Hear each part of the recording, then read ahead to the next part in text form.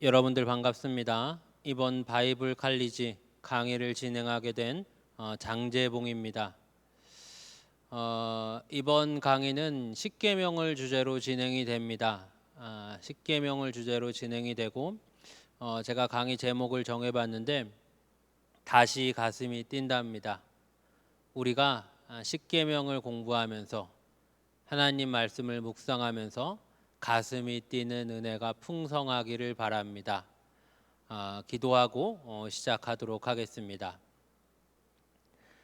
할렐루야. 좋으신 하나님, 우리를 생명길로 인도하시고 하나님 말씀 주셔서 하나님 자녀로 하나님 백성으로 살아가게 해주시니 감사합니다.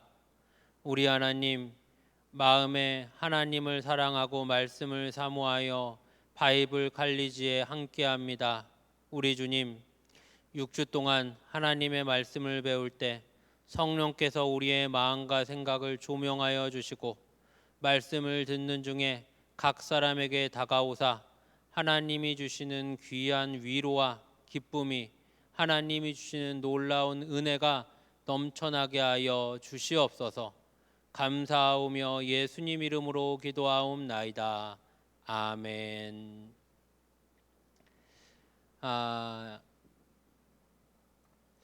이번 강의에는 좀 판서를 하도록 하겠습니다. 우리가 이렇게 마주보고 진행하는 게 아니고 온라인으로 진행을 해서 좀 판서를 하면 좋겠다 생각이 들어서 판서를 하기로 했습니다.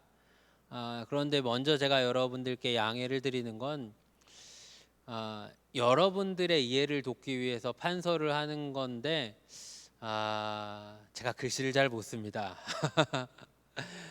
넓으신 아량으로 봐주시고 좀 이렇게 불편한 마음이 좀 안 드셨으면 좋겠습니다. 우리가 6주 동안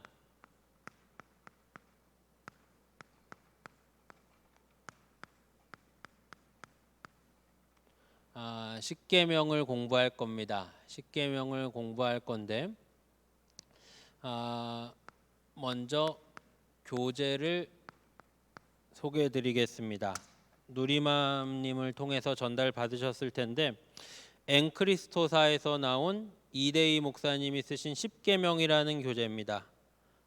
이 교재로 6주 강의가 진행이 되고 아마 그 대부분 전달을 받으셨을 텐데 조금 지금 예배당 오시기 어려우신 분들에게는 우편으로 좀 이렇게 전달이 되는 걸로 압니다. 그런데 지금 다 아시겠지만 이 추석 연휴 때문에 이렇게 늦게 받아보시게 될 수도 있고 혹 정 어려우신 상황이시면 이 교재를 개인적으로 준비하시는 것도 한 가지 방법이라고 생각이 됩니다. 아마 대부분은 이 교재가 아마 지금 받으셔서 갖고 계신 걸로 압니다. 참고로 이번에는 따로 책값을 내지 않고 교회에서 교재를 제공합니다. 그러니까 더 열심히 참여를 해주셔야 됩니다. 그리고 부교재가 있는데 이 부교재는 여러분들이 따로 준비하실 필요는 없고 디다스코사에서 손재익 목사님이 쓰신 십계명 언약의 10가지 말씀이라는 교재인데 제가 준비할 때 이 내용을 많이 참고를 했습니다. 교재가 있고 해설서가 있습니다. 알고 계시면 좋겠고 관심 있으신 분들은 사서 보시면 또 도움이 될 걸로 생각이 듭니다. 그리고 지난 학기와 동일하게 과제가 있습니다. 과제는 뭐 여러분들의 좀 집중적인 강의를 위해서 과제를 내드리는 거지 뭐랄까요, 여러분들에게 부담 드리려고 하는 건 아닙니다. 그래서 이번 과제는 제가 강의 중에 이번 강의 과제입니다 하고 질문을 드릴 겁니다. 그럼 여러분들이 기억하셨다가 그 답변을 우리 담당하시는 누리맘님께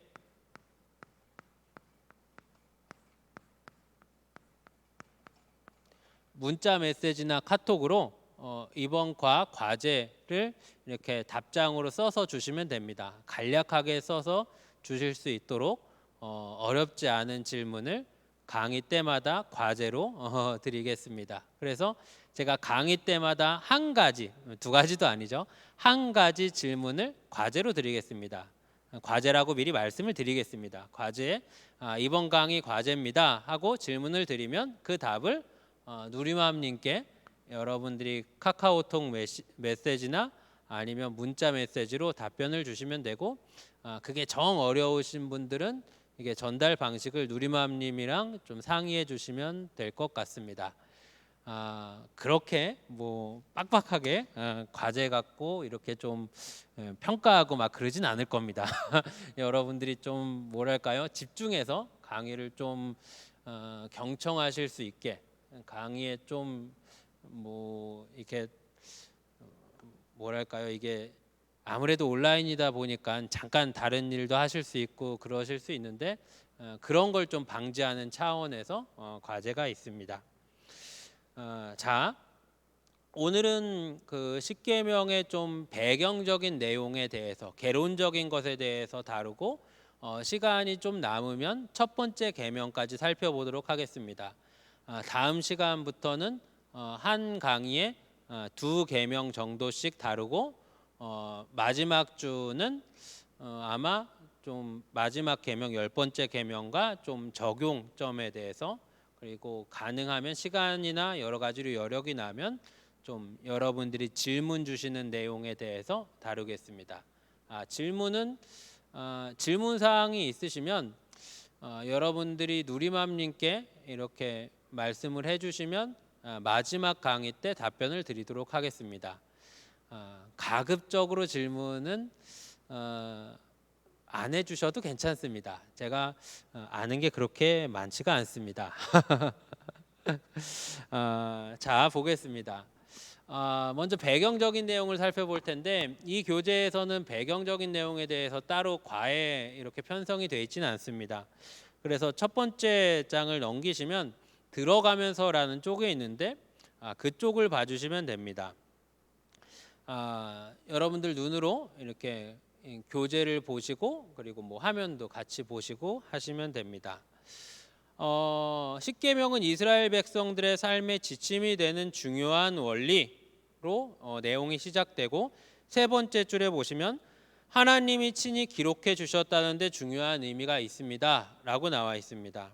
하나님이 친히 우리에게 말씀을 기록해 주셨습니다. 이건 정말 서두에 말씀드린 대로 가슴 떨리는 일입니다. 가슴 떨리는 말씀을 하나님이 우리에게 주셨습니다. 하나님이 우리에게 말씀을 주셔서 우리가 1차적으로는 이 말씀을 믿는 사람이 됩니다. 그래서 십계명을 공부할 때 먼저는 우리가 이 10가지 계명이 하나님 말씀이라고 믿어야 됩니다. 조금 더 나가면 이게 하나님 말씀인데 정말 나를 사랑하시는 하나님이 내게 복 주시려고 주시는 말씀이다 라는 걸 믿어야 됩니다. 그리고 둘째로는 성도는 말씀을 믿는 사람에서 더 나가서 말씀을 사는 사람입니다. 하나님 말씀을 사는 겁니다. 실천하는 겁니다. 이 말씀을 우리가 일상에서 담아내는 겁니다. 그저 옛날 얘기의 말씀이 아니라, 그저 나랑 관계없는 말씀이 아니라 이 말씀이 내 말씀이 돼서 내가 이 말씀을 지키고 내가 이 말씀대로 살아가기를 애쓰는 겁니다.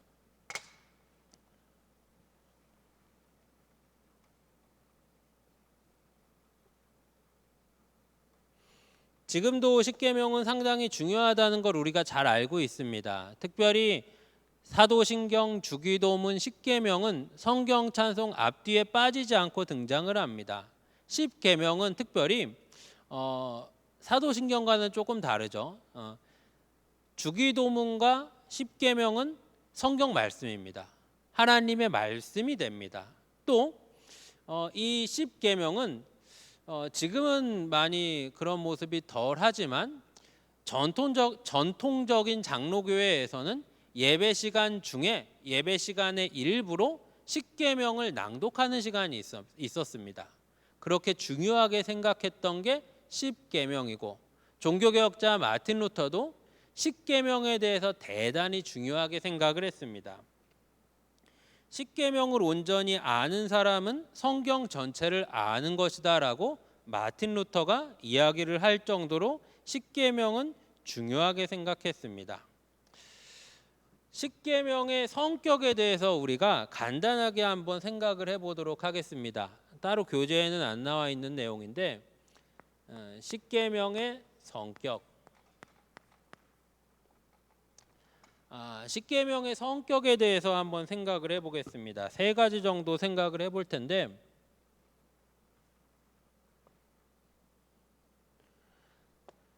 첫째로 십계명은 언약문서입니다.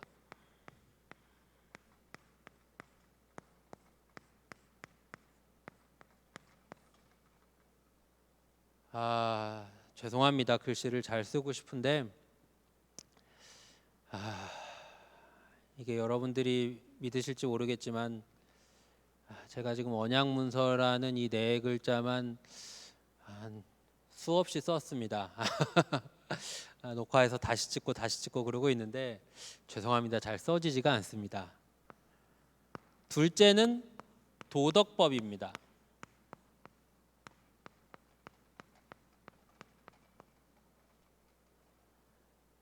셋째는 하나님 나라 헌법입니다.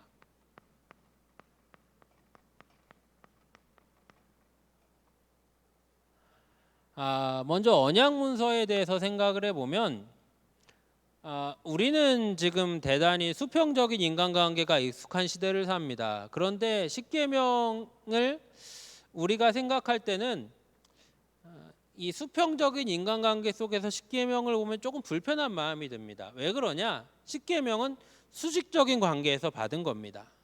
특히 그 당시의 배경을 알면 이해가 빠른데, 우리가 성경을 볼 때 성경이 쓰여진 그 당시의 시대적인 배경을 알면 더 이해가 넓습니다. 더 하나님이 우리에게 의도하시는 바를 제대로 알 수 있습니다. 모세가 십계명을 받았을 때는 학자들이 추측하기로는 이게 거의 맞죠. 역사적인 기록이니까 14세기로 추측을 합니다. 14세기로 추측을 하는데 이 14세기는 이제 뭐랄까요, 문명으로 치면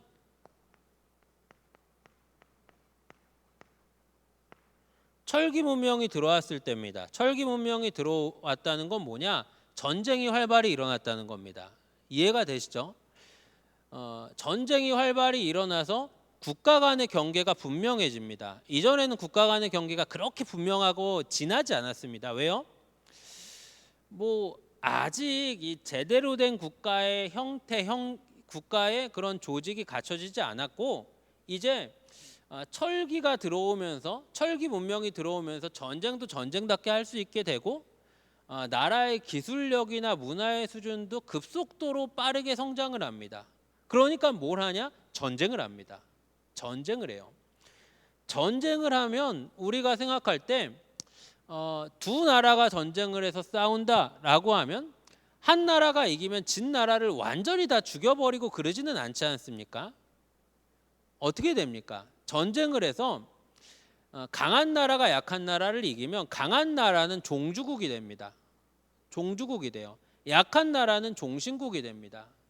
쉽게 생각하면 우리나라가 그렇게 오랫동안 중국을 이렇게 떠받들어 모시면서 툭하면 이렇게 조공 갖다 바치고 머리 조아리고 했던 것처럼 그런 관계가 됩니다.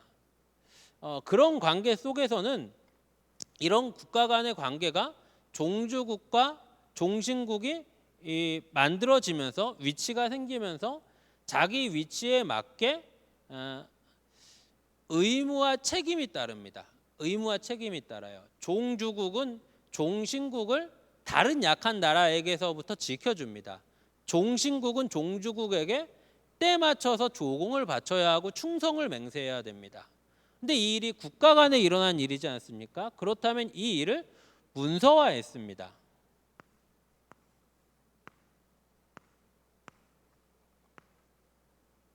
문서화해서 쉽게 우리식으로 생각한다면 갑과 을이 똑같이 이렇게 언약 문서를 체결을 했습니다. 이 내용은 똑같은 내용을 썼습니다. 우리가 부동산 계약서 쓰는 것처럼, 근로계약서 쓰는 것처럼 똑같은 내용을 하나씩 나눠 가졌습니다. 10계명은 먼저는 하나님과 우리의 언약 문서입니다. 하나님이 우리의 하나님이 되어주시고 우리는 하나님의 백성이 되는 겁니다. 이걸 하나님이 하나님의 백성들을 애굽에서 꺼내시고 가장 먼저 바로 그들을 가나안에 넣으시는 게 아니라 시내산 앞에 다 모이게 하셔서 하나님의 백성이다라고 공포를 하실 때 이때 십계명을 주십니다. 이건 이제 이들은 내 백성이다, 언약을 체결하신 겁니다. 언약을 체결하신 거예요. 그리고 도덕법을 보겠습니다. 도덕법을 본다면 그 당시가 14세기라고 말씀을 드렸는데 지금 우리는 21세기를 살죠. 그 당시와 지금은 차이가 있습니다. 그런데 우리가 구약의 율법을 볼 때도 마찬가지지만 14세기 때 모세가 십계명을 받았을 때와 지금의 차이가 충분히 있지만 이 도덕법은 우리에게 정신과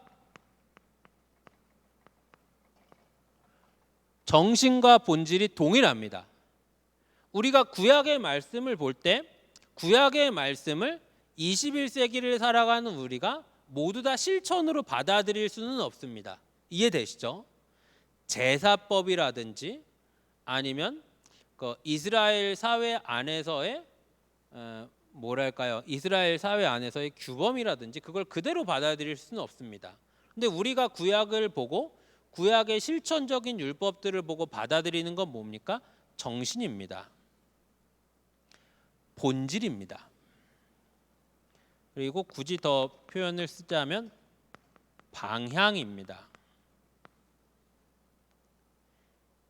그 정신은 그대로 계승이 되는 겁니다. 그 정신은 그대로 우리가 받아들여야 되는 겁니다. 이게 바로 십계명입니다. 그리고 세 번째가 하나님 나라의 헌법입니다. 하나님 나라의 헌법이라는 건 제가 자주 쓰는 표현으로 성도의 정체성입니다.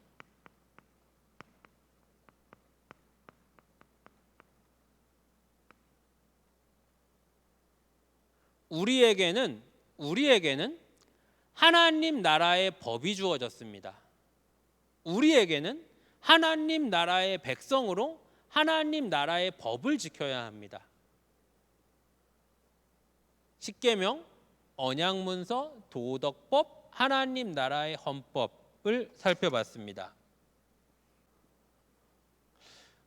그래서 그런 측면에서 이 교재를 보시면 모세가 받은 돌판 중에 하나는 인간과 하나님과의 관계, 첫 번째부터 네 번째 계명을 한 판에, 그리고 인간과 인간과의 관계 다섯 번째부터 열 번째를 한 판에 이렇게 아마 써져 있을 거다라고 추측을 합니다. 과거에는 이렇게 추측을 많이 했습니다. 그런데 아마 추측하기는 아마 이게 맞을 겁니다. 하나님은 우리의 눈높이에 맞춰서, 우리의 정서에 맞춰서, 우리의 시대에 맞춰서 우리에게 말씀하시는 경우가 많습니다. 그렇다면 언약 문서로서 십계명을 쓴다면 1계명부터 4계명까지, 5계명부터 10계명까지 이렇게 쓴 게 아니라 아까 말씀드린 대로 갑과 을이 똑같이 받아야 하는 계약서 1계명부터 10계명까지 한 돌판에 써 있고, 다른 돌판도 1계명부터 10계명까지 써 있고, 똑같이 써 있는 것 두 개를 받았을 겁니다. 둘 다 추측인데 이게 맞을 겁니다. 확실한 건 아마 천국에 가시면 아실 수 있겠지만 여러 가지 정황을 봤을 때 두 돌판은 똑같이 써 있는 두 가지 돌판이지 않을까 하는 추측을 좀 이런 시대적인 정황을 참고로 해서 해봅니다. 그래서 이렇게 말씀드리는 게 제가 조금 더 알고 교재를 쓴 사람이 틀렸다라고 말씀드리는 의도가 아니라 이거는 우리의 편리를 따라서 이렇게 오랫동안 분류를 해온 겁니다. 1계명부터 4계명까지 하나님과 인간과의 관계 속에서 지켜야 하는 법이고 5계명부터 10계명까지 인간관계 속에서 지켜야 하는 법이다. 이건 뭐랄까요? 그동안 10계명을 너무 사랑했고 10계명과 친근한 우리가 10계명을 그렇게 분류해 왔던 겁니다. 뭐 틀리다 나쁘다가 아니라 그렇게 우리는 10계명에 관심이 많았던 것이고 관심은 관심이고 조금 더 우리가 옳고 그름을 따진다면 아마 똑같이 첫 번째부터 10번째까지 계명이 써 있는 똑같이 써 있는 두 돌판이지 않았을까라는 추측을 해봅니다. 10계명의 중요성에 대해서 나와 있고 책에는 없는 내용을 계속 말씀드려서 그런데 10계명은 기본적으로 율법의 성격을 갖고 있습니다. 율법의 성격, 기본적으로 10계명은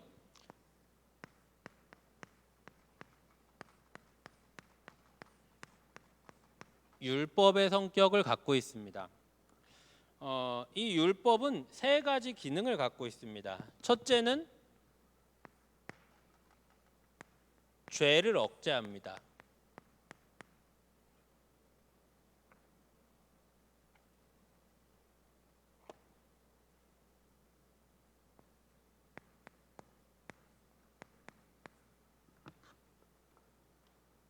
둘째는 죄를 깨닫게 합니다.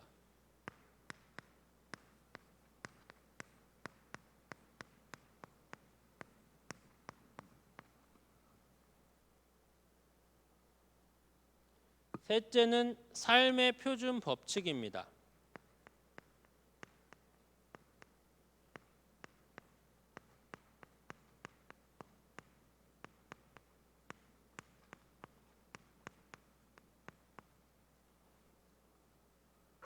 십계명은 어떻게 보아도 율법적인 게 먼저 우리에게 다가옵니다. 그런데 십계명을 가만히 묵상하면 또 우리가 점점점 십계명을 배우면 십계명의 내용은 율법적이지만 그 안에 내용을 살펴보면 뭐가 있냐? 그 내용과 방향과 궁극적으로 십계명이 가려고 하는 방향은 무엇이냐? 복음입니다.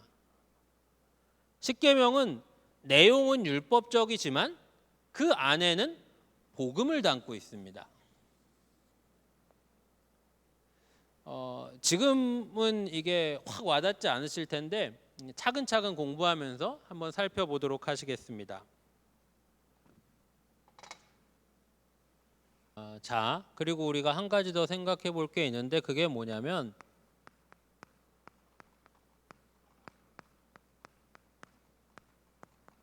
머릿말입니다. 머릿말인데 우리가 십계명을 많이 봅니다. 주기도문, 사도신경, 십계명 뭐 많이 보죠. 친숙하게 보는데 우리가 십계명을 볼 때 가장 많이 놓치는 게 뭐냐면 머릿말인데 이 머릿말은 10가지 계명, 십계명의 근거가 됩니다. 이 근거가 뭐냐? 이 출애굽기 20장 1절부터 2절까지의 내용을 보면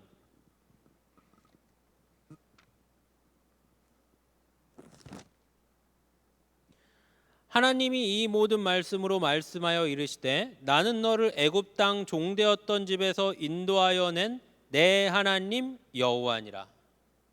이게 바로 하나님이 십계명을 주신 십계명을 지키라고 하시는 근거가 됩니다. 이 근거는 하나님과 인간의 관계성입니다. 어떤 하나님이시냐? 구원자 하나님이십니다. 인간은 구원받은 인간입니다.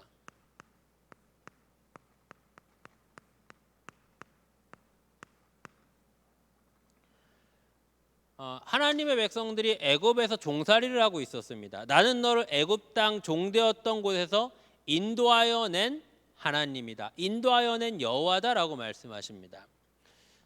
성경에서 애굽이 많이 등장합니다. 애굽은 잘 아시는 대로 고대 이집트입니다.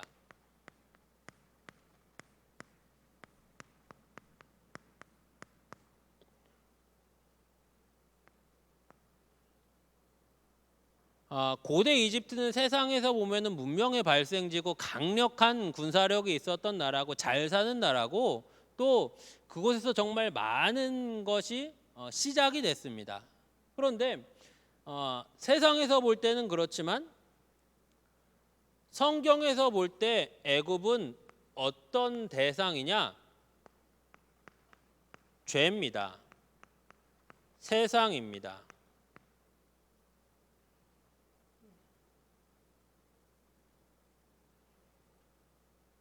사망, 죽음, 뭐 이런 온갖 나쁜 것의 상징이 바로 애굽입니다. 하나님이 애굽에서 하나님의 백성들을 건져내 주십니다. 구해 주십니다. 이게 바로 십계명을 지켜야 하는 근거가 되십니다. 십계명을 지켜야 하는 근거가 됩니다. 그 당시로 따지면 출애굽한 이스라엘,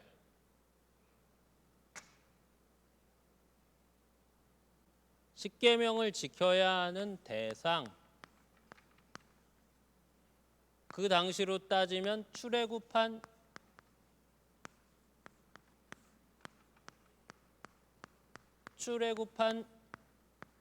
이스라엘입니다. 지금으로 치면 좀 넓은 의미죠. 구원받은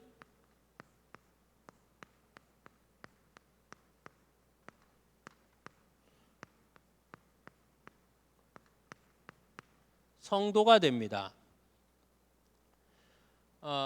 구약적인 의미로 출애굽한 이스라엘 백성들이 십계명을 지켜야 하고 우리에게 적용한다면 구원받은 성도가 십계명을 지켜야 합니다. 그런데 우리가 이 구원에 대해서 이것도 말씀드리면 좀 긴데 구원에 대해서 조금 이렇게 좁게 생각하는 경향이 있습니다. 출애굽한 이스라엘은 우리가 쉽게 생각하는 아브라함, 이삭, 야곱, 요셉으로 이어지는 단일 민족은 아니었습니다. 하나님의 백성들이 출애굽을 할 때 몇 명이 나옵니까? 남자 장정 60만이 나옵니다.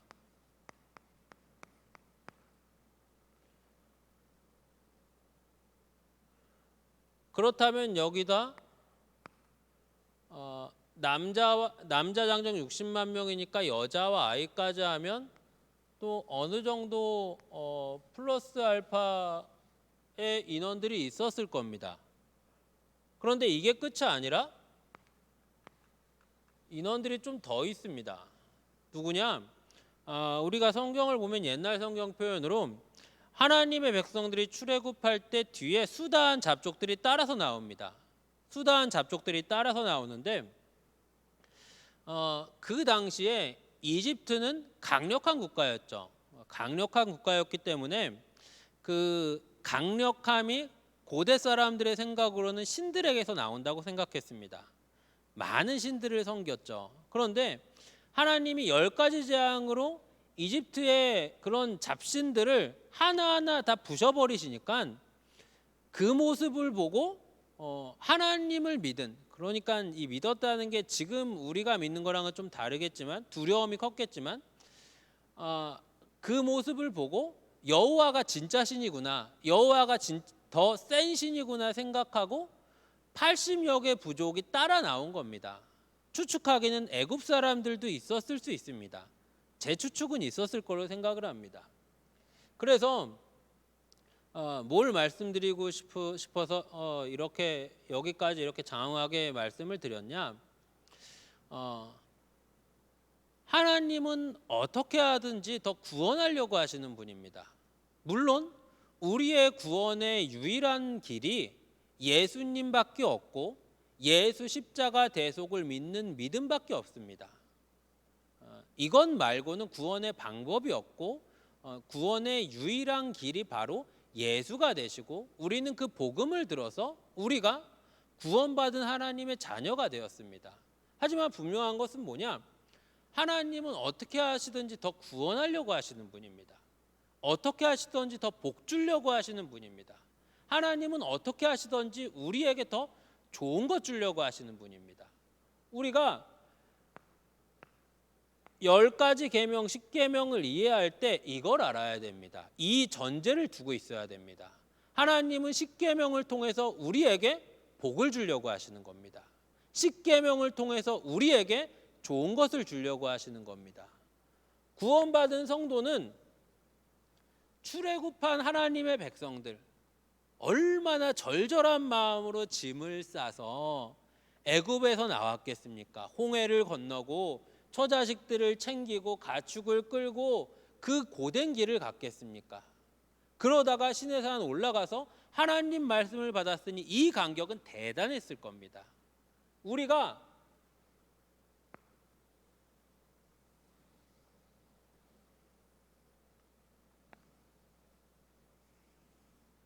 이들과 같은 처지라는 겁니다. 우리도 애굽에서 종살이하는 것처럼 죄와 사망에 갇혀 있었고 아무런 소망이 없었고 죽음을 향해 가는 인생들이었는데 하나님이 우리를 건져주셨습니다.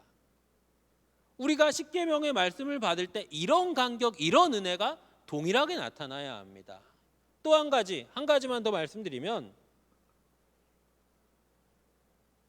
우리가 말씀을 지키는 걸 많이 조건으로 생각하려고 하시는 경향이 있습니다. 우리 구원의 조건, 천국 가는 조건, 10가지 계명을 지켜야 천국 가는 조건이 충족된다.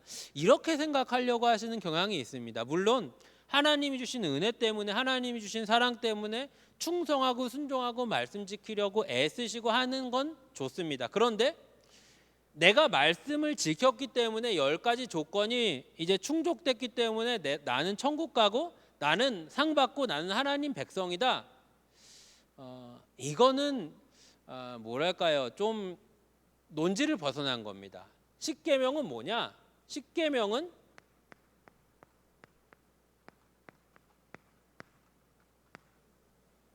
결과입니다. 결과. 하나님 백성들이 출애굽을 하고 난 결과, 하나님을 만난 결과, 하나님 말씀을 받은 결과가 바로 십계명인 겁니다. 우리가 성경을 봐도 이 시기적인 걸 생각해 보면 간단합니다. 만약에 십계명이 조건이었다면 하나님이 홍해바다 가르시기 전에 아니면 가르시고 나서 거기서 조건을 제시하실 겁니다. 야, 10가지 계명 이거 있어. 이거 지킬 사람만 넘어오고 안 지킬 사람은 넘어오지 마. 이러셔야 됩니다. 근데 하나님은 어떻게 하시냐?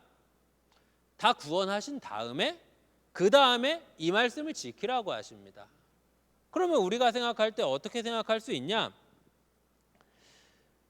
그러면 어차피 천국 가니까 저 그 고통스러운 지옥은 안 가니까 대충 살아도 되겠네요? 그럴 수 없습니다. 우리는 그런 은혜를 받지 않았습니다. 우리는 하나님이 넘치는 은혜를 주셨습니다.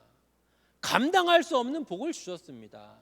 이렇게 받으면 이 결과 10가지 계명 지키는 거 우리의 일상에서 드러날 수밖에 없는 겁니다. 쉬운 예로 우리 중에 누구 한 사람이 뭐 표현을 하자면 좀 그렇지만 꿈을 잘 꿔서 복권을 한 장 사는데 당첨이 됐다. 주머니 안에 당첨된 복권이 있다. 당첨금이 한 20억 된다. 웃지 않을 수 있을까요? 입꼬리가 올라가지 않고 견딜 수 있을까요? 없을 겁니다. 없을 겁니다. 가만히 있어도 입꼬리가 올라갈 겁니다. 가만히 있어도 그냥 기분이 좋을 겁니다. 주머니 안에 20억짜리 있으니까. 하나님 우리에게 주신 구원, 하나님 우리에게 주신 새 생명, 하나님 우리에게 주신 기쁨, 하나님 우리에게 주신 복, 주체할 수 없는 복입니다.